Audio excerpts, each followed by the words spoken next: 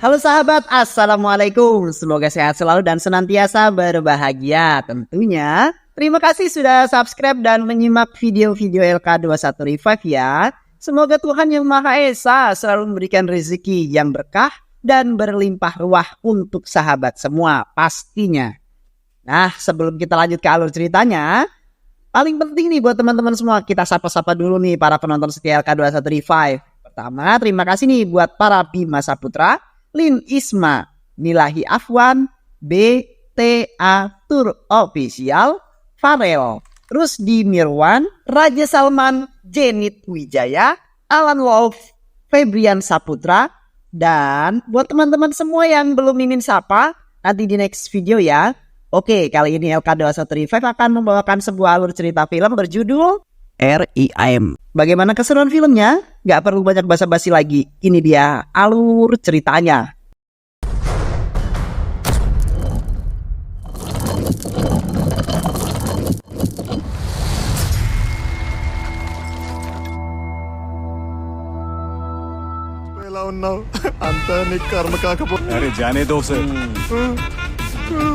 Di sebuah markas terdapat beberapa orang yang sedang berjaga di markas tersebut. Ada seorang kakek-kakek yang belum diketahui namanya. Sebut saja kakek Arkan. Dia adalah pemimpin kelompok mafia yang ada di sana. Dev Singh menelpon untuk membicarakan sebuah strategi yang mereka rencanakan. Namun jika strategi ini gagal, maka Dev Singh akan ditangkap oleh pihak yang berwenang. Kemungkinan kakek Arkan meminta ajudannya untuk menelpon seseorang yang bernama Nawas. Kakek yang belum diketahui namanya itu mengatakan kepada Nawas bahwa kali ini di India harus melihat lebih dari apa yang terjadi di Mumbai dan Hyderabad. Di sebuah jalan raya melaju sebuah mobil hitam lalu berhenti di pinggir jalan. Lalu ada seorang laki-laki yang kita sebut saja Bos Johan.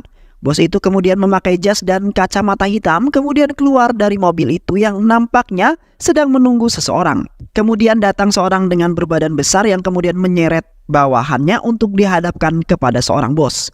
Bawahan itu meminta maaf pada bos karena telah melakukan kesalahan. Lalu bos itu kemudian berkata akan memberikan sebuah hadiah kepada bawahannya yang berupa peluru panas yang dihadapkan tepat di mulut bawahan tersebut.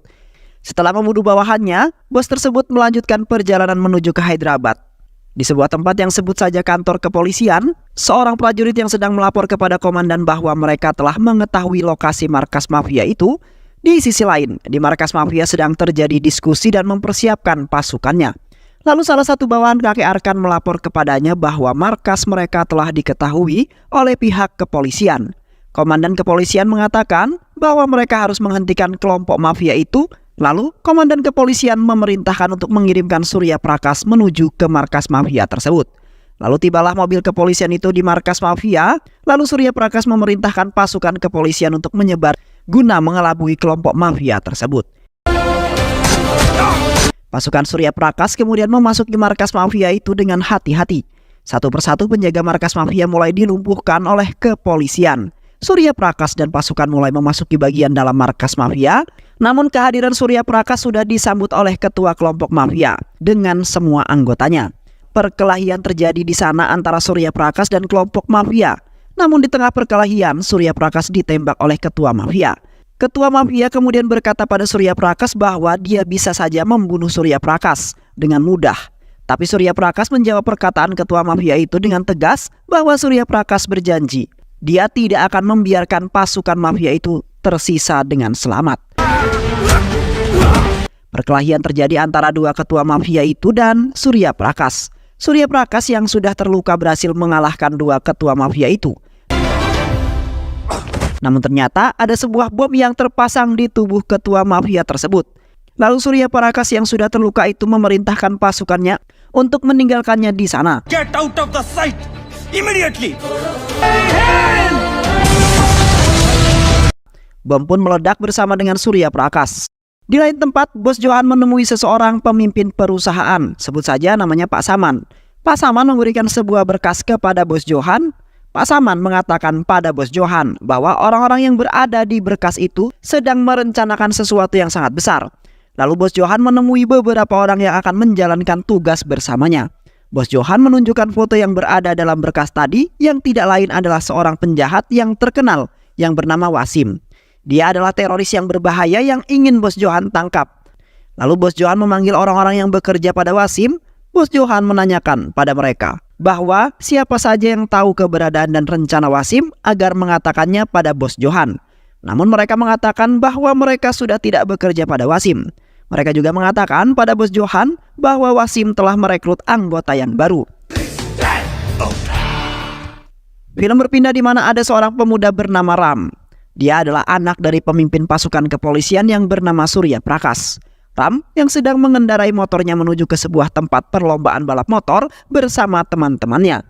Dia membonceng temannya untuk mengikuti perlombaan itu, namun temannya menolak karena itu perlombaan yang sangat gila, di mana mereka mengendarai motor dengan menutup mata mereka. Namun Ram meyakinkan temannya bahwa Dewa Krishna akan melindungi mereka.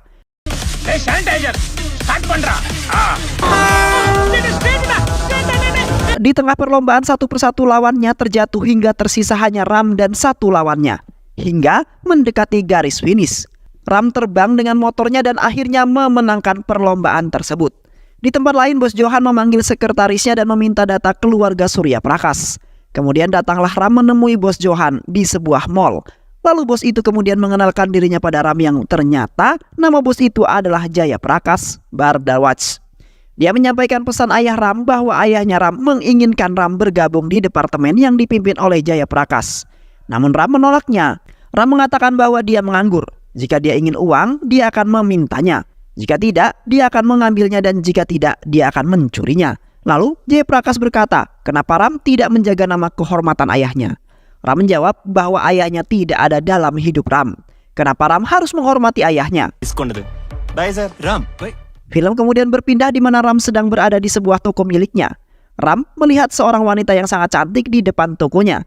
Namun tas perempuan itu diambil orang yang tidak diketahui. Kemudian Ram mengejarnya.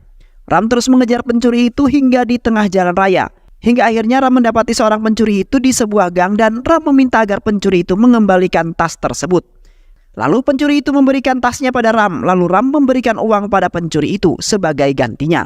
Kemudian Ram melihat isi tas perempuan itu dan melihat nama perempuan itu di kartu identitasnya. Nama perempuan itu adalah Janavi yang dia bekerja sebagai seorang dokter di sebuah rumah sakit. Kemudian Ram memberikan tas itu pada perempuan yang bernama Janavi. Lalu Ram berkenalan padanya. Anyway, I'm Janvi. I am Ram. Di sisi lain, Bos Jaya Prakash sedang berada di sebuah kantornya. Lalu Bos Jaya Prakash menemui karyawan yang bernama Subu. Lalu Jaya Prakash menanyakan pada Subu kenapa dia belum pulang. Subu menjawab bahwa dia pulang setelah pekerjaannya selesai. Ketika Ram mengajak temannya di sebuah rumah sakit untuk menemui Janavi di tempat kerjanya, kemudian Ram berpikir bagaimana cara agar Ram bisa bertemu dengan Janavi. Sebuah ide muncul di benak Ram, dia menjatuhkan motornya pada temannya yang mengakibatkan kaki temannya itu sakit. Hai dokter. Ram ingin agar dia bisa selalu bertemu dengan Janavi, namun selalu dokter lain yang dia hadapi.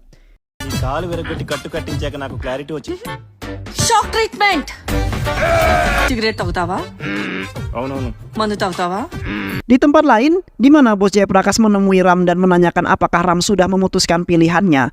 Namun Ram masih belum mau bergabung dengan Departemen Jaya Prakash. Ram kembali menemui Janavi dan berusaha menyatakan cintanya pada Janavi. Namun Janavi mengatakan agar Ram menemui ayah Janavi dan meminta izin pada ayah Janavi. Berangkatlah Ram menuju rumah Janavi, namun ketika Ram sudah masuk ke rumah Janavi, dia terkejut melihat foto yang terpajang di ruang tamu Janavi adalah Bos Jaya Prakash yang sering mengajak Ram untuk bergabung dengan departemennya. Ketika ingin keluar, Janavi keluar dari kamarnya dan memanggil Ram. Janavi terkejut ketika ayahnya dan Ram sudah saling kenal. Lalu Bos Jaya Prakash bertanya pada Ram, apakah dia menyukai putrinya?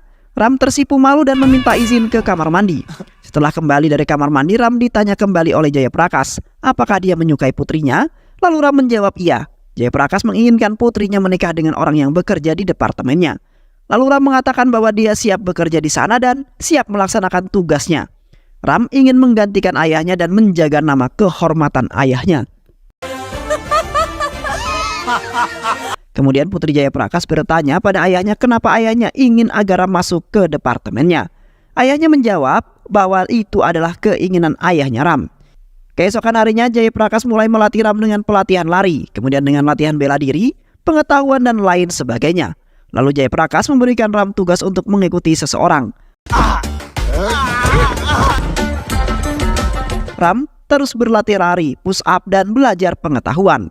Lalu ketika Ram dan Janavi bertemu di taman, tiba-tiba temannya datang dalam keadaan mabuk. Mendengar itu Janavi merasa dibohongi dengan apa yang dikatakan oleh teman Ram. Lalu Janavi pun pergi meninggalkan Ram dan temannya di taman. Keesokan harinya, Ram mengajak temannya menemui Janavi untuk mengatakan yang sesungguhnya.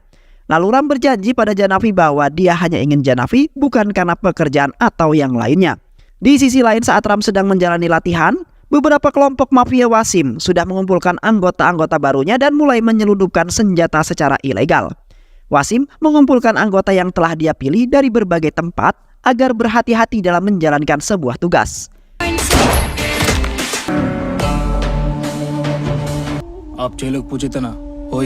Di tempat lain, Bos Jayaprakash memanggil sekretarisnya dan menanyakan di mana lokasi Subuh saat ini.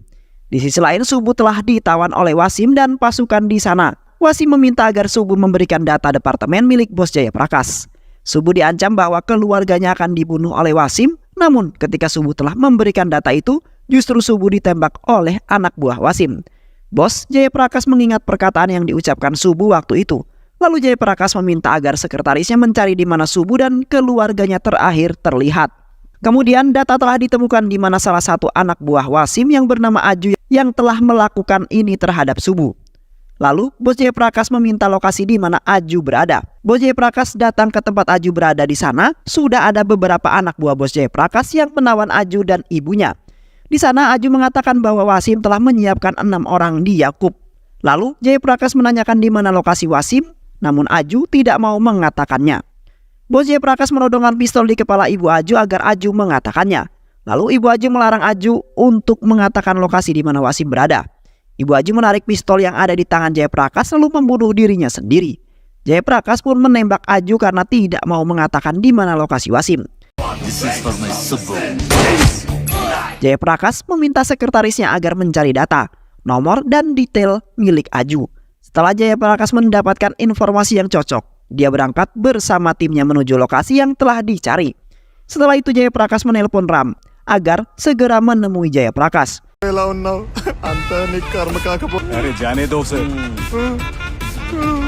Setelah sampai di lokasi, Jayaprakash memasuki wilayah kelompok mafia itu satu persatu. Penjaga mulai dilumpuhkan oleh Jayaprakash. Namun di sana Ram ketakutan dan menelpon temannya. Tiba-tiba muncul Wasim di sana dengan anak buahnya. Perkelahian pun terjadi antara pasukan Wasim melawan Jayaprakash dan pasukan Jayaprakash melawan Wasim. Namun Wasim tiba-tiba menyerahkan diri pada Jayaprakash. Ternyata itu hanya sebuah jebakan yang dibuat oleh Wasim. Wasim sudah menyiapkan beberapa anak buahnya untuk menembak Jayaprakash. Tiba-tiba Ram muncul dan menembak anak buah Wasim yang bersembunyi dan Ram berhasil menyelamatkan Jayaprakash dan anggotanya.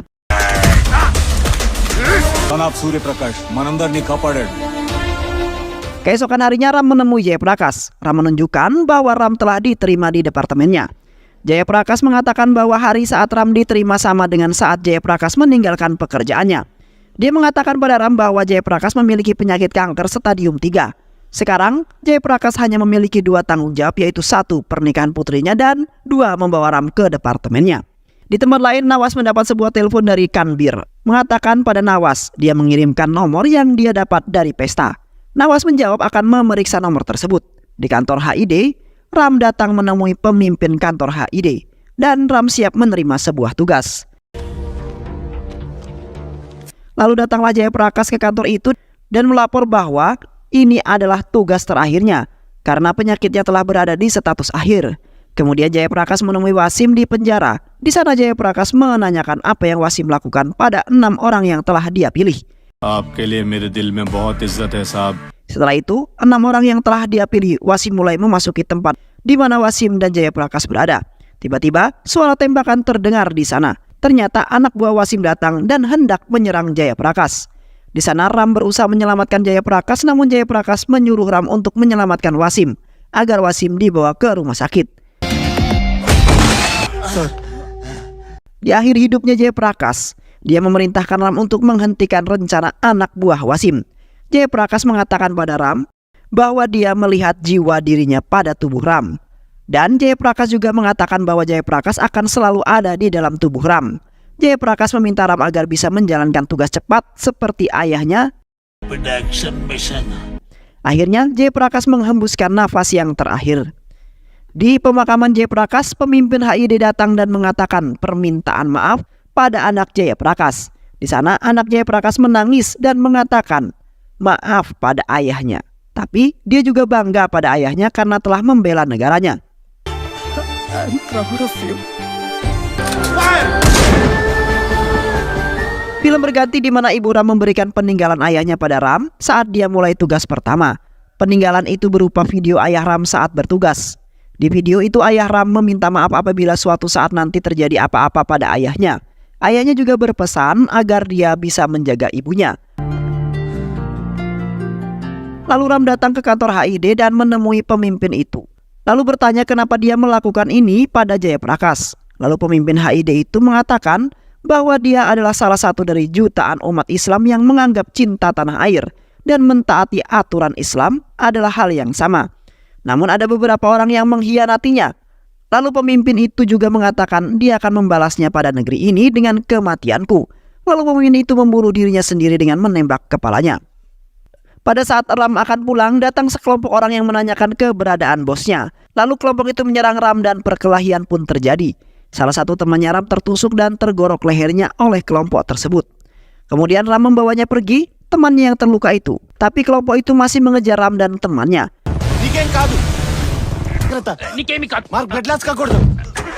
Kelompok itu berkelahi dengan Ram di tengah jalan.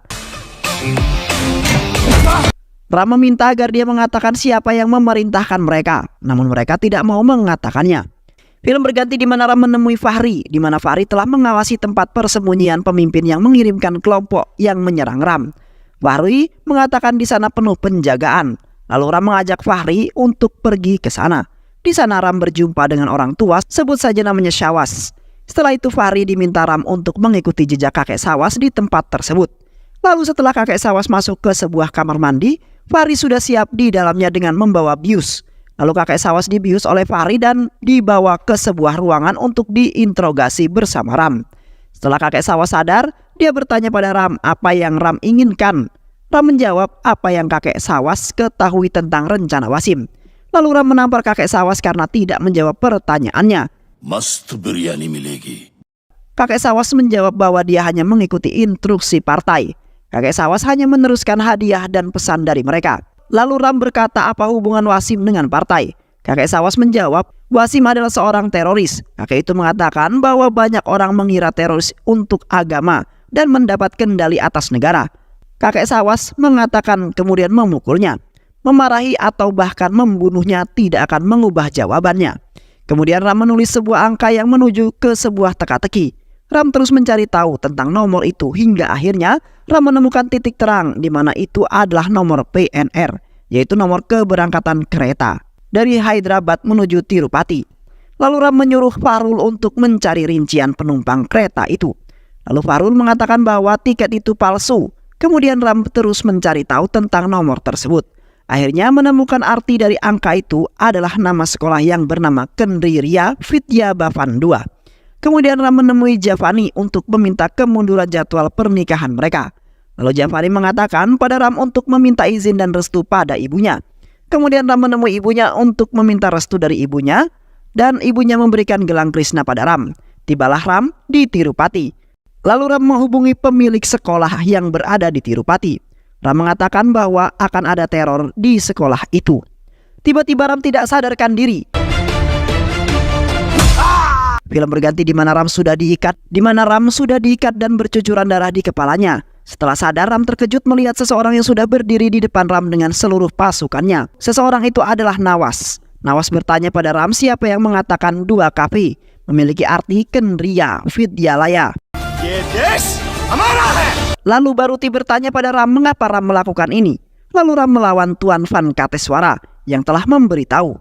Lalu Nawas berkata bahwa dia ingin memerintahkan negara ini. Nawas mengatakan bahwa dialah yang meminta Wasim untuk mencari 6 orang di India karena dia ingin membentuk jihad baru. Nawas juga mengatakan Tuhan bagi semua orang adalah Allah. Nawas berkata pada Ram bahwa ada 1.500 siswa di sana dan dalam 15 menit semuanya akan meledak. Lalu terdengar telepon memanggil Nawas. Lalu suara dari telepon itu mengatakan bahwa sudah 15 tahun dia mendengar suara itu seraya berkata, Surya Prakas. Lalu suara dari telepon itu memerintahkan untuk membunuh Ram. Lalu Ram dipukuli dari belakang menggunakan sebuah besi. Ram pun tidak sadarkan diri, lalu Ram teringat ibunya. Kemudian Ram pun bangkit dan melawan seluruh pasukan Nawas secara sendirian. Kemudian Ram berlari keluar dan meminjam telepon seseorang untuk menelpon polisi agar polisi segera menuju ke sekolah yang akan diledakkan. Di sekolah itu Ram sudah disambut dengan 6 orang itu di lapangan. Ram melawan 6 orang tersebut sendirian hingga tersisa 1 orang. Ram bertarung melawan orang-orang itu hingga babak belur. Pertarungan itu dimenangkan oleh Ram. Namun ketika petugas ingin membunyikan sebuah bel yang sudah dipasangi bom, Ram mencoba menghalanginya. Akhirnya bom yang sudah dipasang oleh Nawas gagal meledak. Akhirnya sekolah itu pun selamat. Di akhir cerita, Ram menemukan artikel yang ditinggalkan oleh ayahnya untuk Ram. Singkat cerita, Nawas sudah tertangkap oleh Ram. Lalu muncul seseorang yang tidak diketahui dan merasa ketakutan akan mendengar nama Ram. Dia mengatakan bahwa Ram tidak akan berhenti sebelum menangkap dirinya. Misi Ram selanjutnya menemukan dan menangkap seseorang yang memerintahkan Nawas. Dan cerita pun selesai. Baik sahabat, itulah alur cerita dari film yang berjudul Ram 2024. Bagaimana keseruannya? Mudah-mudahan sahabat semua terhibur dan sehat selalu. Wassalamualaikum warahmatullahi wabarakatuh.